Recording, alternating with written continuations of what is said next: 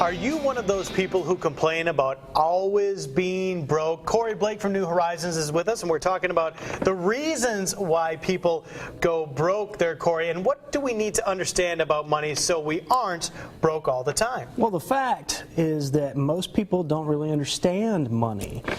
The number one reason people are broke is because they think money equals wealth, when actually it doesn't. Let me explain.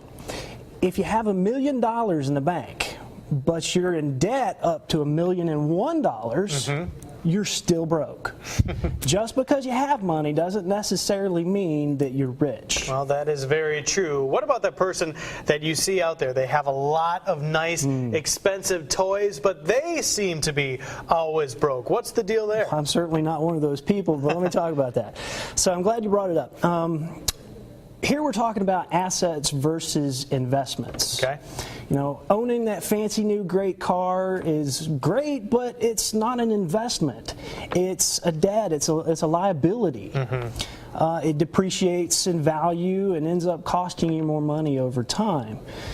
The key here is most millionaires spend their money on investments, things that's going to pay them back over time, not assets. So what you're saying is you should scour eBay for that $500 fixer-upper car. That's what you're saying? That's what I'm saying. If that's what you can afford, that's what you need to buy. That would actually be smart. So which is better than saving or investing? Well, having a good, relatively large savings account or checking account or even a money market account is not an investment. Okay.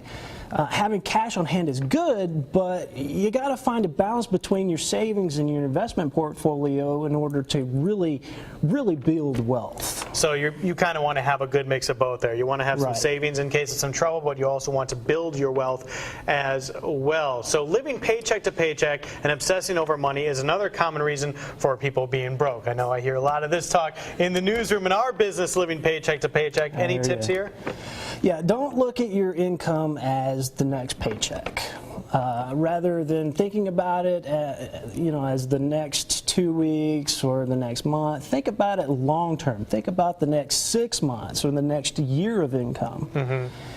Focus on making year-over-year increases in your income. For example, you could start your own side business.